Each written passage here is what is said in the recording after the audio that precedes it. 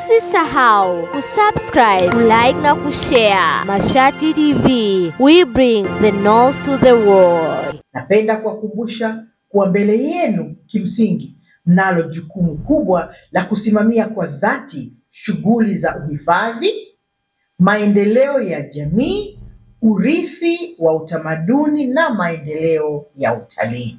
Hivyo mnapovaa vyeo vya kijeshi, mnapaswa kuonyesha dhamira ya dhati kutumikia na kulinda eneo la hifadhi ya Ngorongoro na kuelewa kwamba vyeo hivi kwa kweli vinakuja na majukumu makubwa ambayo yanahitaji mjitume na kuwajibika.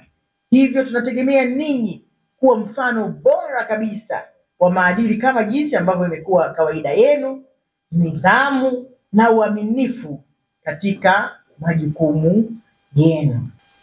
Mnaovishwa leo mmebeba matumaini mapya ya taasisi.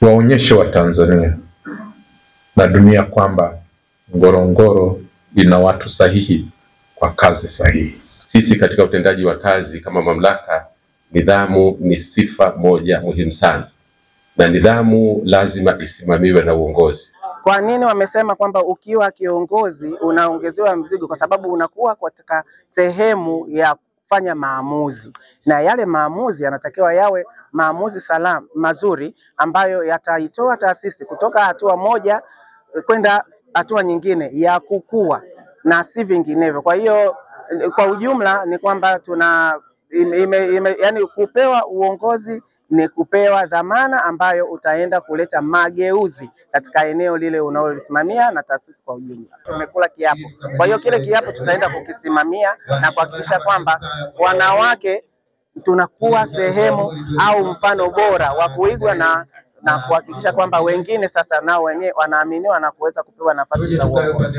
Pamoja na uhifadhi, lakini pia tuna jukumu la kuvutia na kutangaza utalii wa nchi ili kuhakikisha kuwa tunapata watalii wa kutosha na ambao watasaidia kuongezea mapato kwa mamlaka na pia kwa nchi kwa ujumla. Usisahau kusubscribe, like na kushare. Mashati TV, we bring the knowledge to the world.